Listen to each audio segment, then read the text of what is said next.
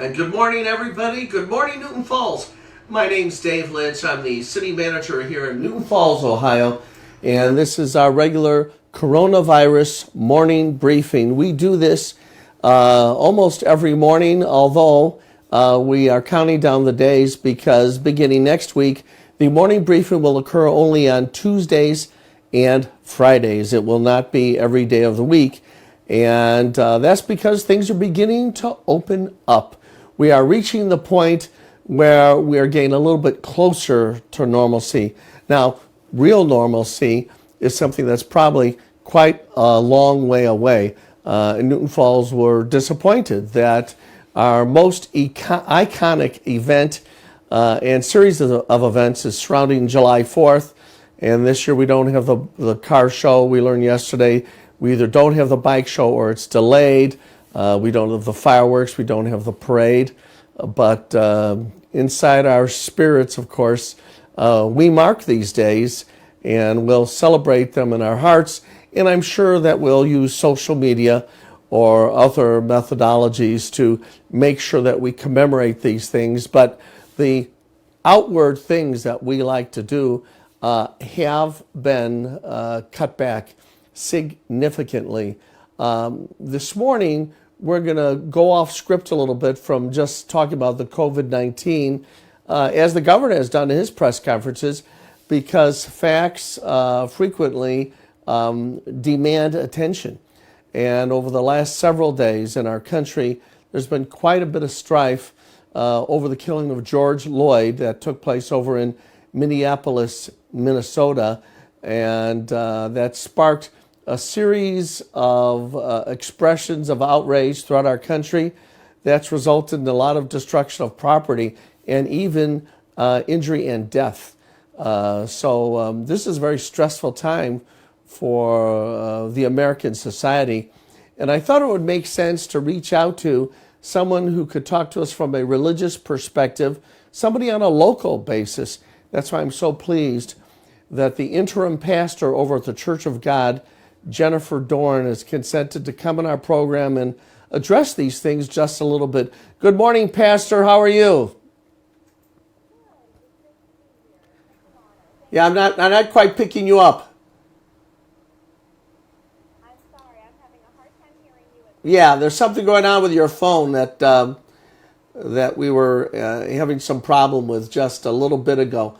Pastor, why don't you do this? Why don't you hang up and I'll dial you up again, all right? Let's do that. Okay, folks, we're going to try something here. And I've got a feeling this device is not producing any more. Folks, you're watching live television. This is the way it goes sometimes. I think something's happened with this device. And let's see what we can do here. Okay, we'll try it again. Could be that the phone is not synced up, so we're going to try this again and see what happens here. Yes, folks, live television, back in the 50s, this is the way it is not syncing up is what is happening with the device. So we're going to do something else. I have an alternative method here that we're going to go to in a second.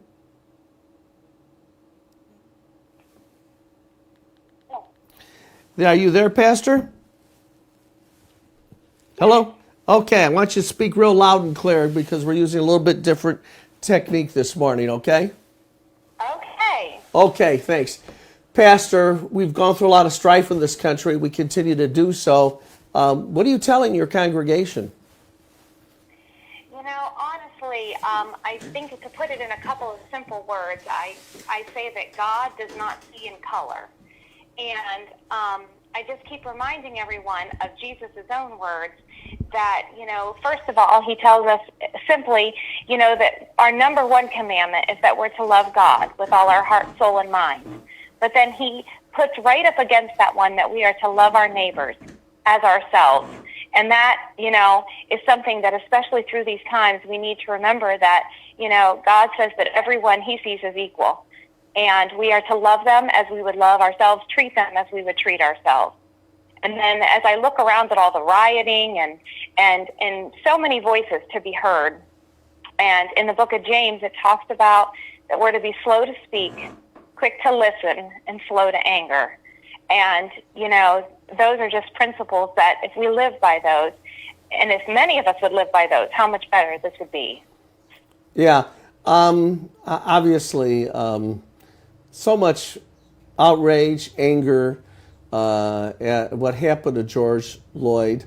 What do you say to those people that say, I am so angry that I can't process what happened in a way that allows me to express my anger in a constructive way. So don't blame me if I break windows and engage in destruction of property. I've seen some voices, especially at some of the national media centers, saying that sort of thing. What do you say to them? Honestly, it's one of those scenarios where until we've walked in their shoes, how can we truly understand how they feel or why they react the way that they do? And I think it's easy to stand back and point a finger and judge, but yet I've talked to many that I can't even fathom what it is to walk in their shoes and to feel what they're feeling. And so I would be, again, quick to say, let's listen.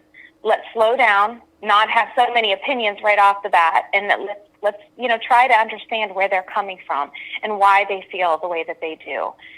So, again, slow to speak, quick to listen. Slow to speak, quick to listen. Well, let me present a sort of a contrasting perspective for a minute, and that is this. We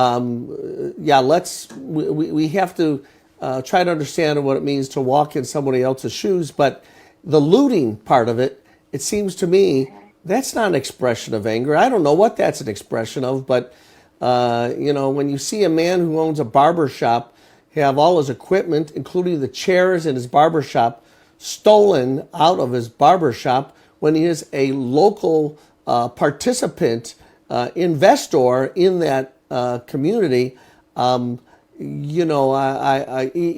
those of us that are most spiritually connected to the scriptures, we have a hard time, sitting back and saying, well, that's okay because I don't, I'll try to understand it because I haven't walked in your shoes before. I imagine that we do get to draw a line somewhere. Yes, and I agree. I think that, in any of these situations, there are those who join alongside of maybe those who have that heart, to do something good and express their feelings. And then there are others who are just bent on destruction. And that is a shame. I know that is hard to control that anger rising up and getting frustrated. And I do think that in those cases, when somebody is just, it seems completely counterproductive to their part by, coming out and doing, awful things as well. Justice has to be served in those situations as well. And my heart goes out to all of those who've dealt with, the looting and the destruction, especially in such a time where, many businesses and places were finally able to open after such a long time. And now here we are again. My heart just breaks for that. And definitely there are two sides of that because, with all of the many good protesters that are out there, there are those that jump on and make it something it should have never been. Right. I would imagine from a pastoral perspective, and you recently got the chance to reconvene your congregation for the first time this past weekend. I would imagine that it's difficult to preach when so many of these events are just so confounding. What do you say to people when events are taking place in which coming up with a viable explanation is almost impossible?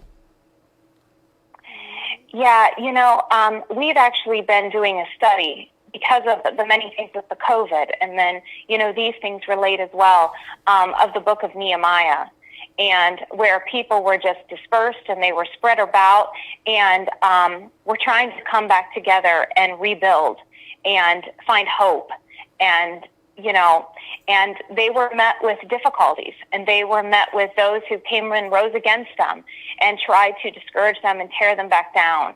And so I've just been trying to give my people from the Word of God a hope that, we can come back together. And I know it's hard, and I know there are things that constantly seem to be coming at us, but we've got to remain strong in the faith and realize that as a people of God, God is not done with his work. Yeah, He's not done yet, and he still has a plan and purpose for us.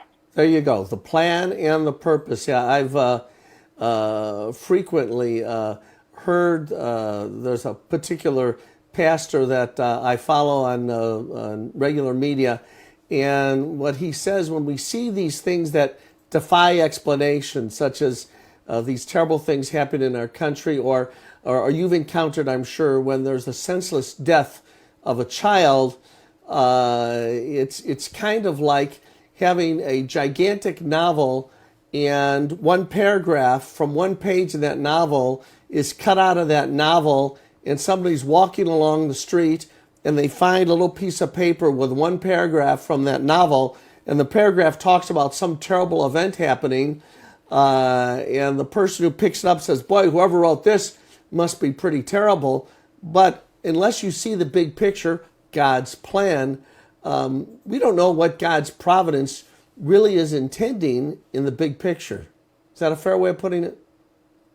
Yes, that's a very fair way. And that's what I try to encourage my church is that, listen, when these people were walking, that we look at in Scripture, when they were walking through this, struggle and through this journey of life, they don't have the full book like we do.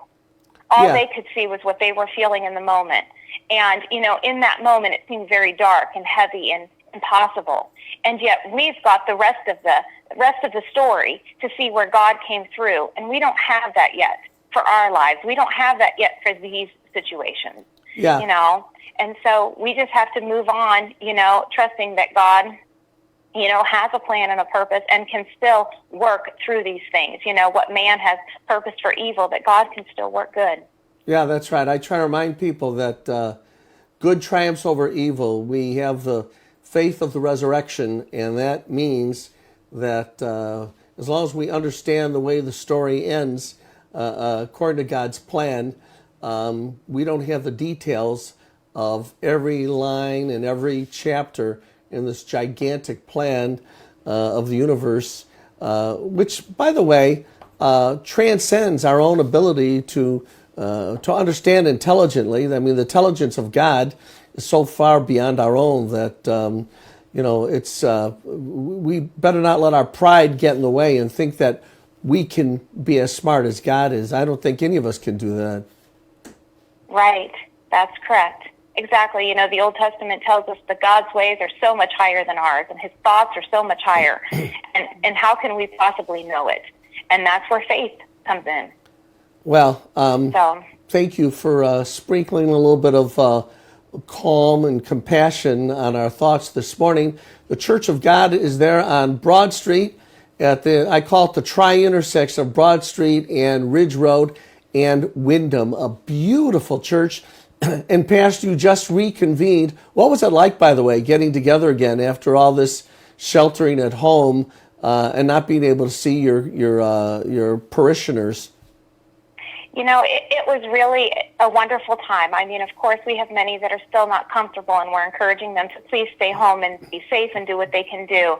And, it's not exactly like what we're used to. I mean, there's no hugging, no handshaking. We're sitting over 3 pews apart, and keeping our distances. And yet all of us are so grateful to be there. And it was wonderful to preach to a room with people instead of a camera. So yeah. It was really great. Yeah. Well, it's, you are one of the pillar institutions in Newton Falls. In fact, we're so grateful your church hosted the inauguration ceremony for our mayor back on January 1st.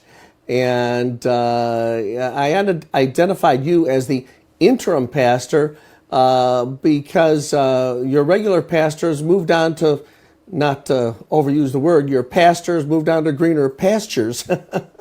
Tell us what happened. Yes, he has moved to Tennessee. We miss him greatly, but yes, he has. Yeah, and so now you are serving as the interim pastor, which means you're directing things, and then is it a board of trustees that will soon figure out what the permanent resolution of this is? We have what we call a search committee, and they are working on that in our church council. Correct. Mm-hmm. Okay. Well, here's hoping that we've got a chance for you to stick around Newton Falls, because you've brought a sense of a fresh perspective, a real energy, a religious energy to the community. And I've got to tell you, that's what we need in these times.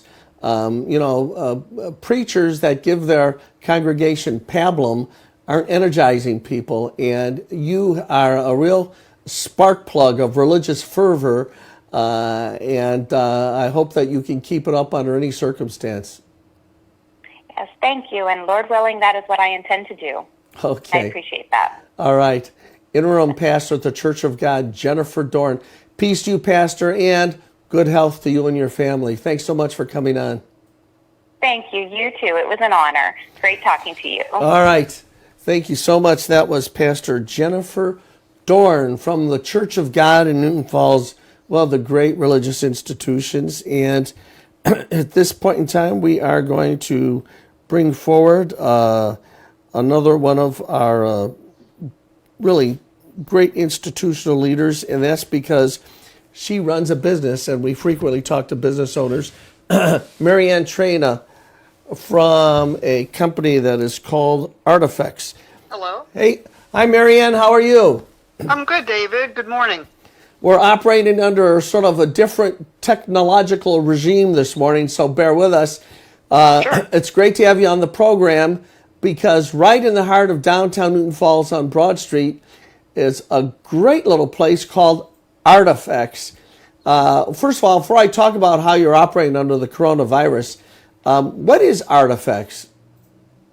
Artifacts is primarily a custom picture framing business. I also do some artwork on the side. That's a little bit of a well-kept secret. Yes. But it is custom picture framing primarily. Yeah. Well, it's interesting because on occasion, the city needs a little bit of an artistic touch for various things, and you've always come to our rescue. But given what's happened with the COVID-19, how have you had to adjust your method of operating? Quite frankly, very little. I think I was closed down for maybe a week or a week and a half back at the end of March. I first saw this as an opportunity. I always have a backlog of work to get done. Yes. And I thought, wow, I can close down here and kind of catch up a little bit. But as soon as I thought that was going to happen, my main distributor and supplier in Pittsburgh closed their doors. No trucks were running. I couldn't get supplies, and nobody really wants to ship big boxes of glass and heavy mat board, so forth. So I was kind of at a standstill. I used up my inventory as much as I could, but and now I think that with a lot of people being home, they're going through their things at home, and now I seem to be busier than ever. So, and it's primarily one person in at a time, so there's been no problem with everybody not distancing. Everybody's one at a time. You stand over there, I'll stand here, and I'm busier than ever, David. Wow, that's wonderful. And I understand also people can get things set up for you in order to keep the social distancing by appointment. Is that a fair statement? It is a fair statement. I have had people pull up out front, and I just say, come on in. It's, it's usually just a one-on-one kind of business anyway. Sure. So that hasn't changed very much at all. All right, and the phone number for folks that want to communicate with you and get things set up with you by appointment is 330-872-5278. And you also have a great email address, The Art Lady 5278, which is the last four digits of your phone number, at gmail.com. The Art Lady 5278 at gmail.com. Now, in talking to you and learning a little bit about your business, I get the impression that you sort of have a career that is related to graphic arts to begin with. Is that a fair way of describing you? Yes, I would say that. So you consider yourself to be an artiste?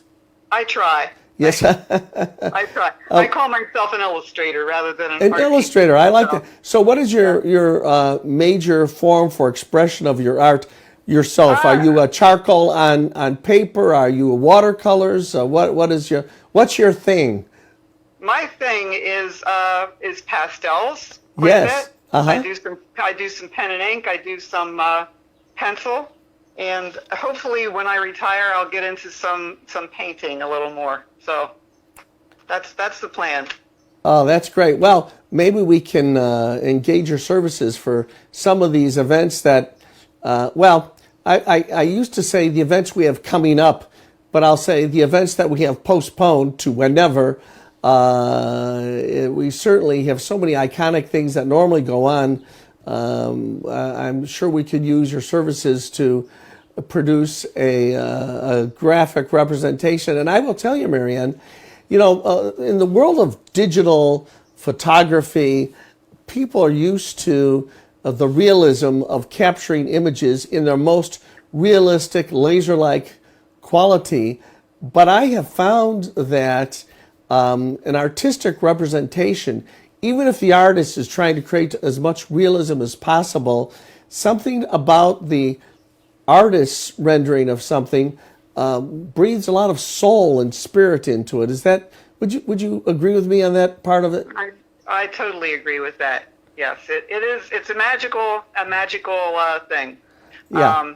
And some people do want total realism, and if you want that to be so totally real, then go take a picture. Yeah. But when I do my artwork, a little piece of me goes into every piece I do. So that's what you're going to get. Well, that's outstanding. Well, we will make sure folks realize the art lady herself, that is Marianne Traina, can be found at 330-872-5278 and make that appointment. She's right in downtown Newton Falls, which means, Marianne, you've been sort of integrated into the community. When all these events take place, you're sort of right in the heart of it, aren't you? Yes, I am. Yeah, I have a great location. Yeah. Well, it's wonderful. And folks, it's right on Broad Street across from Arby's on Broad Street. So, if you're hungry, get your sandwich. But then, when it comes to preserving things that you want to frame, I have found that it's important to go see somebody like Marianne, because if you don't, those pictures, those family things that signify an important event, maybe a baptismal certificate, something like that, if you don't preserve them in this way, they get lost or shuffled off. It's less likely that someone's going to throw away a beautifully framed baptismal certificate than if it's just a piece of paper in a desk drawer. And people are sort of discovering that, aren't they, Marianne? Oh, they are, and things have changed a lot over the past few years. The quality of glass, there are so many different kinds of glass. If you've ever seen a picture that has been exposed to the elements and they turn a funny color of blue, that doesn't need to happen anymore. We have conservation glass and museum glass and acid-free mat board, everything that will preserve that piece for as long as possible. So that's a good thing. Well, thanks for the good things you do in our community, Marianne, and thanks for coming on the program. And we wish good health to you and your family, and peace, and continued and hopefully further success as we reopen the economy. Thanks a lot, Marianne. Oh, thank you so much, David. Good health to you as well. Thanks for having me. All right, thanks. That it was Marianne Traina, and she's from a place called Artifacts, which is a great play on words, because artifacts of your family need to be framed to be properly preserved. And she also has an artistic effect on the way that she does things. And she's surviving during the coronavirus, even though she had problem getting supplies. And now things are opening up, and she's busier than ever. So give her a call over at Artifacts. Well, Well, folks, that brings us to the end of another one of our coronavirus morning briefings. Beginning next week, Tuesday and Friday are the only mornings this program will be broadcast. So we've got the Friday broadcast tomorrow and then Saturday, and then we go into this new schedule. So thanks for being a part of it. We'll see you on a less frequent basis as we get into next week. But make sure you stay in prayer. And as I say at the end of each one of these broadcasts, God bless America and God bless the city of Newton Falls.